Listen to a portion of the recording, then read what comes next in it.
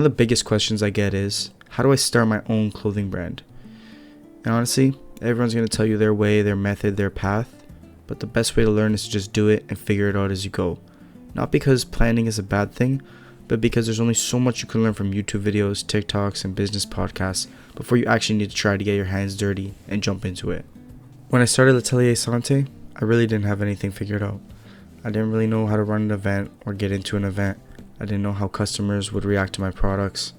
I didn't know which of my designs would perform best. And the truth is, nobody does. You're never really gonna know.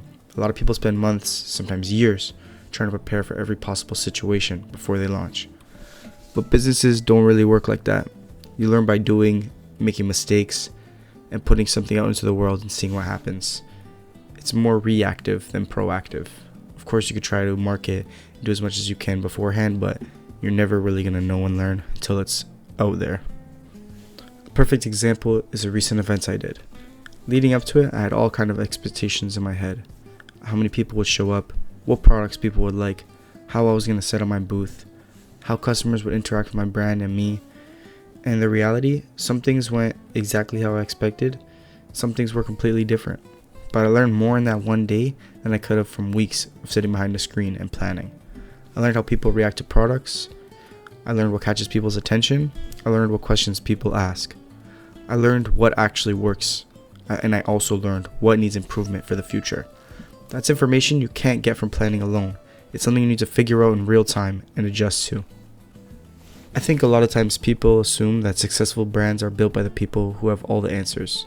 But from what I've seen, they're usually built by people willing to learn faster than everyone else, willing to put themselves out there.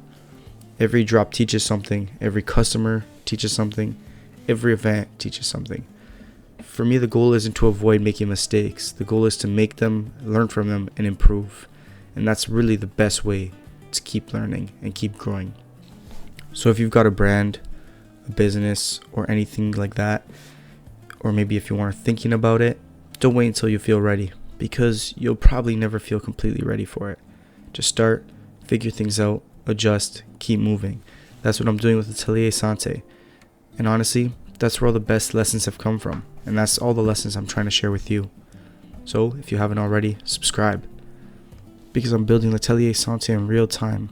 And I want to share with you every lesson and piece of advice I learned along the way.